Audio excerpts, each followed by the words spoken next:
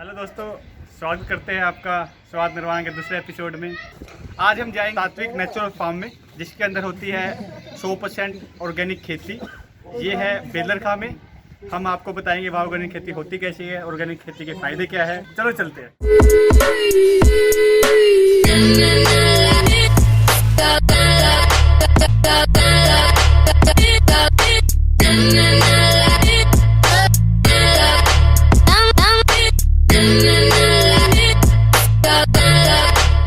तो दोस्तों, पहुंच चुके हैं हम सात्विक प्रकृति नेचुरल फार्म जो बेलरखा में है। और इनका कहना है ये 2005 से ऑर्गेनिक खेती कर रहे हैं। ये कहते हैं 2005 से जहर मुक्त। चलो चलते हैं, देखते हैं ऑर्गेनिक खेती करते कैसे है।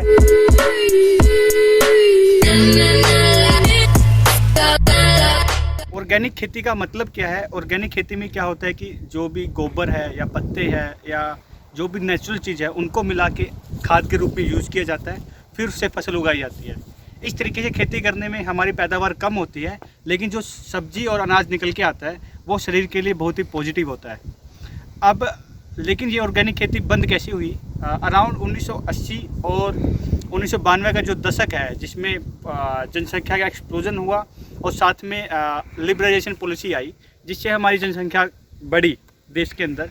तो जनसंख्या बढ़ने से हमारी जो डिमांड है सब्जी और अनाज की वो भी बढ़ी। इस डिमांड को कंप्लीट करने के लिए किसानों ने अपने फसल की पैदावार बढ़ाने के लिए कीटनाशक और फर्टिलाइज़र का यूज़ करना शुरू किया। लेकिन इन कीटनाशक और फर्टिलाइज़र का यूज़ करने से हमें धीरे धीरे पता चला ये हमारे बॉडी पे नेगेटिव इम्पैक्ट कर रहे हैं, जैसे कि कैंसर का होना, हाइपरटेंशन का होना, बीपी होना। ये सारी समस्याएं इन रसायनों का यूज़ करने से हमारे शरीर में आई। लेकिन अब गवर्नमेंट के कुछ इनिशिएटिव्स और एनआरआईज के कुछ सपोर्ट की वजह से अब पूरे देश में ऑर्गेनिक खेती के लिए प्रोत्साहित किया जा रहा है। और आज हम आए हैं सात्विक फार्म में, सात्विक नेचुरल फार्म में, जो 15 सालों से ऑर्गेनिक खेती को सपोर्ट करता है और खुद करता है। आज हम आपको दिखाएंगे कैसे अपनी खाद बनाते हैं, उनके बाग को दिखाएंगे। जो आज हमें पता चला है, अभी ये किन्नू, नींबू और आंवले की खेती कर रहे हैं। चलो अब टूर करते हैं सात्विक नेचुरल फार्म का और दिखाते हैं यहाँ के किन्नू, नींबू और अमरूद। चलो चलते हैं।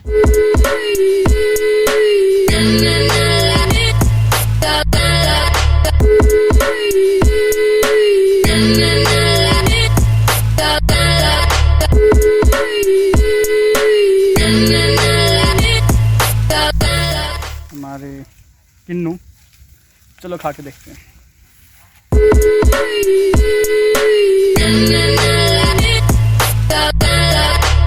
टेस्ट तो बहुत अच्छा है।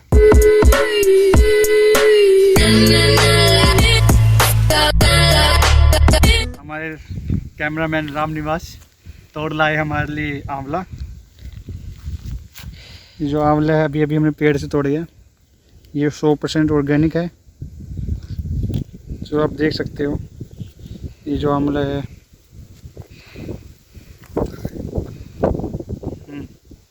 अच्छा है। और लेकिन आप ये भी देख सकते हो कि ये थोड़े जो आंवले हैं दिखने में इतने चमक वाले नहीं हैं, ये थोड़े दागी है। तो कहने का मतलब ये है कि हर चमकने वाली चीज़ सोना नहीं होती। ये क्योंकि ये 100% ऑर्गेनिक है। अगर हम इसमें इसकी पॉलिश कर दें, तो चमक जाएंगे। लेकिन पॉलिश करने के जो साइड इफ़ेक्ट है वो आपको पता चले गए होंगे। अगर हम इसको बिना पॉलिश के बेचेंगे तो तभी ये 100% ऑर्गेनिक है। जो कि एक आम आदमी है वो क्या करता है कि बाहर से चमक मारता है, हम उसको अच्छा समझते हैं, लेकिन ऐसा ज़रूरी नहीं है। इन बातों से सतर्क रहना बहुत ज़रूरी है। तो सावधान रहे, सतर्क रहे। अभी हमने देखा कि जो सात्विक नेचुरल फार्म है इसके फल कैसे हैं और आपको दिखाए भी। तो अभी हमारे साथ खड़े हैं जिसने सात्विक फार्म शुरू किया। चलो इनसे हम थोड़ी बातें करते हैं। हेलो सर, कैसे हो? बढ़िया बढ़िया नीतीश भाई, बहुत अच्छे। तो सर जी, पहले जनता को ये बताइए आपका नाम क्या है? जी, मेरा नाम भारत भूषण है और सात्विक नेचुरल फार्म बेलरखा में स्थित है। फार्म का परिचय शायद आपने दे भी दिया होगा अपने दर्शकों को, लेकिन फिर भी मैं रिपीट करना चाहूँगा कि नरवाना से पटियाला जो हाईवे है उसके ऊपर पहला ही गांव है बेलरखा, और वहाँ पे स्थित है फार्म। और इसकी शुरुआत आज से लगभग 16 साल पहले 2004-05 के सेशन में मेरे पिताजी डॉक्टर उदय भान ने की थी। और सबसे पहले हमने गेहूं की शुरुआत की थी खाने के लिए। ओके। उसके बाद फिर धीरे धीरे बाकी चीज़ों पे हम। आपका कहना है कि आपने 16 साल पहले इसको खेती को शुरू किया, जी। तो आपका क्या एक्सपीरियंस रहा 16 साल में कि क्या समस्याओं का सामना करना पड़ा और कैसे आपने ये इतनी जर्नी तय की? देखिए नीतीश जी, कोई भी काम हम करते हैं तो उसमें खट्टे मीठे सभी तरह के अनुभव रहते हैं। ऐसा ही हमारे साथ हुआ। वैसे विशेष समस्या तो कोई आई नहीं, लेकिन सबसे मेन जो हमारा एक्सपीरियंस रहा अच्छा, कि हमने अपने खाने के लिए शुरुआत की थी। 1 एकड़ से हमने बिजाई की गेहूं की। उसी साल हमारे कई दोस्तों ने उस गेहूं की डिमांड की, और हमने अगले साल से ही, मतलब 2005 से ही पूरे खेत में गेहूं की बिजाई शुरू कर दी। और उसके बाद गेहूं के बाद फिर चावल और कपास, और बीच में 3-4 साल हमने गन्ना भी लगाया और उससे गुड़ बना के बेचा। तो बहुत अच्छा रिस्पांस रहा। लेकिन नया काम था, क्योंकि उससे पहले अपने एरिया में या तो कहीं पूरे देश में ही गिने चुने लोग थे जो इस तरह का ऑर्गेनिक और नेचुरल फार्मिंग के ऊपर काम कर रहे थे। तो धीरे धीरे करते गए, सीखते गए, और जो बड़े लोग थे, अनुभवी लोग थे, इसके एक्सपर्ट थे, उनकी संगति में उनके साथ रह के भी काफ़ी कुछ सीखने को मिला। क्या बात है, बहुत अच्छी बात है।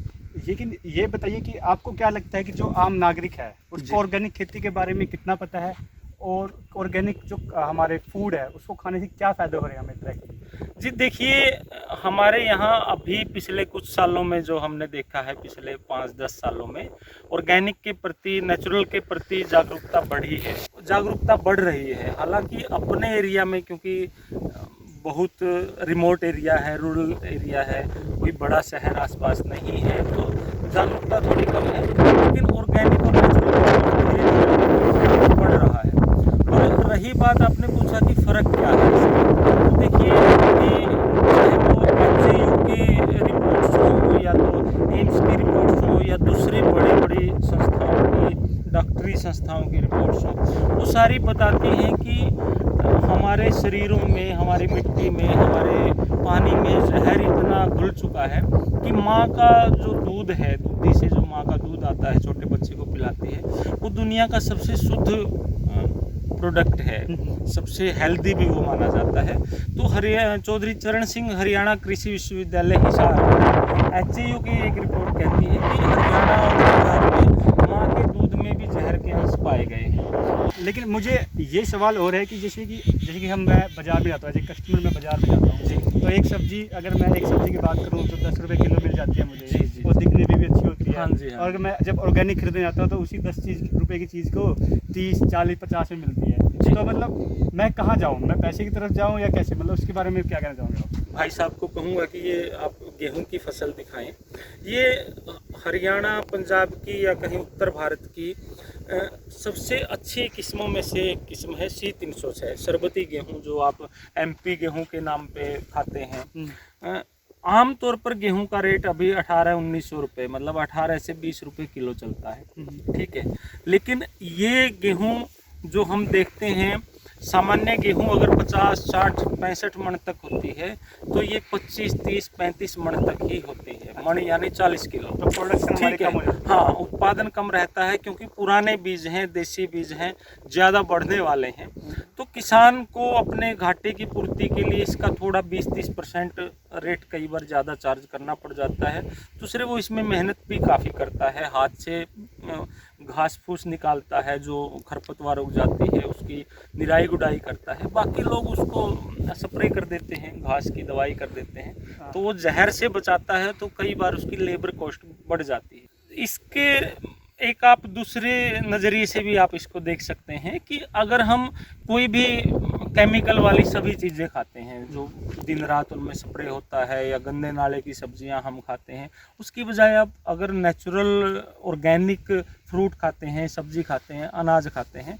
तो ओवरऑल आप देखोगे हमारे कई दोस्तों का, शहरी कस्टमर्स का भी, दिल्ली, गुड़गांव, हिसार, रोहतक के ग्राहकों का भी अनुभव रहा है कि जब हम नेचुरल और ऑर्गेनिक प्रोडक्ट यूज़ करने लगे तो हमारा डॉक्टरों का सालाना खर्चा घट गया है। अच्छा। तो अगर आपको 10-20% ऑर्गेनिक के लिए देना पड़ता है और आपको अच्छी चीज़ मिल जाती है 20% ज़्यादा में, तो आप देखिए कि ओवरऑल आपका सालाना हो सकता है डॉक्टरों का कई हज़ार का खर्चा घट गया हो।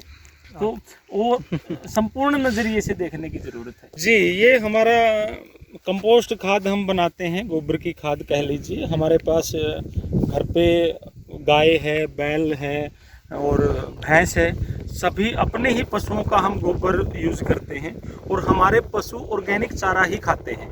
ये चारा है बनाया गया? जी जी, चाहे घास हो या बरसीम, ज्वार हो, सीजन की जो भी फसलें रहती हैं हरे चारे की हो, या वैसे भी बाग में बहुत सा घास होता है और हम सीजन की सारी फसलें बोते हैं खाद के लिए, तो वही हम यूज़ करते हैं पशुओं के लिए। तो ये भी हमारी 100% ऑर्गेनिक ही है?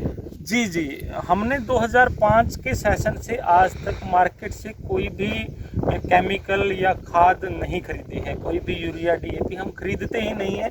तो जाहिर सी बात है, जब हम खरीदते ही नहीं तो डालने का सवाल ही पैदा नहीं होता। गोबर की खाद के बारे में हम बता रहे थे, इसका जो हम तरीका यूज़ करते हैं, आप देखिए लंबी हमने इसकी लाइन बना दी है, बहुत ऊंचा ढेर नहीं बनाया है और चौड़ाई बहुत ज़्यादा नहीं रखी है।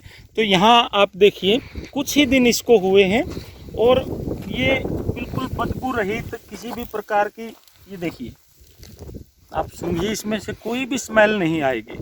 तो हम इसमें डिकम्पोजर या जीवामृत वगैरह का, गोकृपामृत का प्रयोग करते हैं और इसमें थोड़ी कसी के साथ इसकी कटाई कर देते हैं। लंबा इसको रखते हैं लेकिन ऊंचाई और चौड़ाई वो कम से कम रखने की कोशिश करते हैं। इस तरीके से होता ऐसा है नीतीश जी कि जो खाद आपकी 1-2 साल में भी अच्छी क्वालिटी की नहीं हो पाती, वो यहाँ पर एक महीने में ही बेस्ट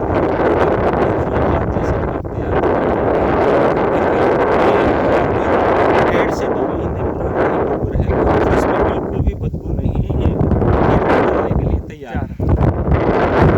और ये नीम के पेड़ हैं, ऐसे ही अपने खेत के आसपास या अपने ही खेत में जो भी पौधे हैं, जैसे नीम है, आक है, पापड़ी है, डेग है, उनका ही प्रयोग अगर हमें खेत में करना पड़ता है कभी कभार, आमतौर पे तो हमें कोई कीड़े मारने वाली दवाई यूज़ नहीं करनी पड़ती। लेकिन मान लो कभी 10% हमें यूज़ भी करनी पड़ जाए ऐसी चीज़ें, तो हम अपने खेत में खुद ही बनाते हैं। तो वो हम नीम की पत्तियां वगैरह डाल के खुद बना लेते हैं और उसी का छिड़काव करते हैं। हाँ जी सर। यहाँ कौन सा एरिया है बताओ, मतलब क्या क्या दिखा रहे हो? ये लिक्विड खाद जो भी हम बनाते हैं, जीवामृत, गोकृपामृत, डिकम्पोजर। तो इसका मतलब भी लिक्विड खाद जो बन रहे हैं हम उसका देखते हैं। हाँ, बिल्कुल। नीतीश जी, बहुत सी चीज़ें हैं जो पिछले 10-15 सालों में पूरे देश में किसानों ने शुरू की है। तो उनमें से जैसे जीवामृत एक बड़ा प्रसिद्ध घटक है खेत में डालने के लिए, अमृत जल एक बहुत ही प्रसिद्ध है, गोकृपामृत है, डिकम्पोजर है, ये सारे के सारे लिक्विड खाद हैं। और हमारी देसी भाषा में कहें तो ये जामन का काम करते हैं। जैसे हम दूध के अंदर 1-2 बूंद दही की या लस्सी की डाल देते हैं तो अगले दिन पूरे दूध की दही बन जाती है। तो इसी तरीके से जो हम खेत में जो हरी खाद डालते हैं या दूसरी खाद डालते हैं, तो उसमें जीवामृत, अमृत जल वगैरह का प्रयोग करते हैं, तो उसको डिकम्पोज करके खेत में, ज़मीन में, फसल में लगाने में मदद करता है और उसको कन्वर्ट कर देता है अच्छी क्वालिटी की खाद में। तो यही सब चीज़ें हम यहाँ पर डालते हैं और इनको बनाने के लिए हम आमतौर पर गौमूत्र, गाय का गोबर, गुड़, लस्सी, दूध जैसी चीज़ें प्रयोग करते हैं। और सीधे पौधों में भी इनको डाल सकते हैं, कई बार इसका स्प्रे भी हम कर देते हैं। और अगर पानी लगाना हो तो पानी के साथ हम बाल्टी भर भर के पानी में भी इसको चला देते हैं।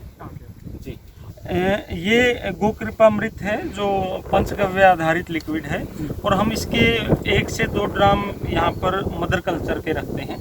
और जब हमें बढ़ाना होता है, मान लो 1 ड्राम से 10, 15, 20 ड्राम तक हम तैयार कर लेते हैं। तो उसमें गाय के दूध की लस्सी प्रयोग करते हैं और गुड़ मिला देते हैं। इसी में से थोड़ा थोड़ा लेके मान लो 1-2 लीटर ले लिया और 4-5 दिन में तैयार हो जाता है। जब भी हमें स्प्रे के लिए या खेत में डालने के लिए तैयार करना होता है तो आमतौर पर मदर कल्चर हम यहाँ पर रखते हैं। और दूसरे किसान जो ऐसे ऑर्गेनिक फार्मिंग या नेचुरल फार्मिंग से जुड़े होते हैं वो भी आते रहते हैं और उनको 1-2 लीटर ऐसे ही हम फ्री ऑफ कॉस्ट दे देते हैं। जैसे कि हमने अभी टेस्ट कर चुके हैं, तो सबसे पहले हम ये पूछेंगे ये बनते कैसे इतने लजीज लड्डू? नीतीश जी, जो आंवला लड्डू है इसके मुख्य घटक एक बार मैं आपको बता देता हूँ। इसमें प्रमुख है आंवला, उसके साथ देसी घी का प्रयोग किया गया है, फिर कढ़ाई में देसी खांड और ऑर्गेनिक गुड़ डाल के इसको पकाया गया है। ठंडा होने के बाद हमने इसमें काजू, बादाम, पिस्ता और ऊपर ये सब मिला के लड्डू बनाया है और ऊपर नारियल बुरादा की कोटिंग की है। तो इस तरीके से ये हमने लड्डू बनाया और बड़ा ही अच्छा रिस्पॉन्स है। तो इसी के साथ ख़त्म होता है हमारा स्वाद नरवाना का एपिसोड नंबर 2, जिसके अंदर हमने देखा ऑर्गेनिक फार्मिंग, हमने विजिट किया सात्विक नेचुरल फार्म और हमने कुछ बातें की भरत जी से और पता लगाया कि वो कैसे कैसे हमारी अपनी ऑर्गेनिक फार्मिंग करते हैं और हमने टेस्ट किए उनके खास लड्डू। अगर आपको ऑर्डर करने सात्विक नेचुरल फार्म की कोई भी सब्जी जैसे किन्नू, नींबू, आंवला और इनके टेस्टी लड्डू और इनकी स्पेशल चटनी, तो आप डाउनलोड कर सकते हैं नरवाना फूड की ऐप और वहाँ पे जाके सिलेक्ट कर सकते हैं सात्विक नेचुरल फार्म और वहीं से आपको अगले दिन आपको सुबह सुबह आपके घर पे डिलीवरी मिलेगी। फिर अभी डाउनलोड करिए नरवाना की अपनी ऑनलाइन दुकान नरवाना फूड। तब तक के लिए धन्यवाद।